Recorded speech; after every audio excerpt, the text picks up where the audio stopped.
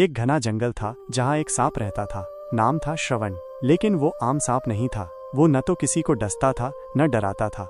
वो लोगों की मदद करता था। खेतों में चूहे खाकर किसानों की फसल बचाता, प्यासे जानवरों को पानी तक पहुंचाता और कभी कभी तो खोए हुए बच्चों को उनके रास्ते तक ले आता। गांव में कुछ बूढ़े लोग उसे धरती का रक्षक कहते थे। मगर जैसे जैसे समय बदला, नई पीढ़ी आई जिनके लिए हर सांप सिर्फ जहर था और हर जहर सिर्फ मौत। एक दिन कुछ लोग जंगल में आए, शराब के नशे में, हंसते हुए, पेड़ काटते हुए। श्रवण उन्हें रोकने गया। उसने फुफकार कर बस इतना कहा, ये जंगल मेरा भी घर है, इसे मत उजाड़ो। मगर लोगों ने उसकी बात नहीं सुनी। उल्टा उन्होंने डंडे उठाए और श्रवण को घेर लिया। मार डालो इस सांप को, जहर फैलाएगा ये। ऐसा बोलते ही उन्होंने बिना कुछ सोचे उन्होंने उसे बेरहमी से पीट पीट कर मार डाला। श्रवण का शरीर जमीन पर पड़ा रहा, लेकिन आत्मा ऊपर चली गई। वो स्वर्ग के दरवाजे पर पहुंचा और वहां उसे भगवान विष्णु मिले।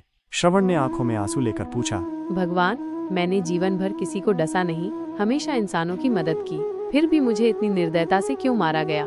भगवान मुस्कुराए नहीं, गंभीर होकर बोले, श्रवण, तुम्हारा सवाल जायज है, लेकिन सुनो, इस संसार में हर जीव अपने कर्म करता है और हर इंसान अपनी सोच के अनुसार प्रतिक्रिया देता है। तुमने धरती पर धर्म निभाया, पर इंसानों ने अपने डर, अज्ञान और क्रूरता से काम लिया। तुम्हारी मृत्यु तुम्हारे कर्मों का दंड नहीं, बल्कि उनके कर्मों का परिणाम है।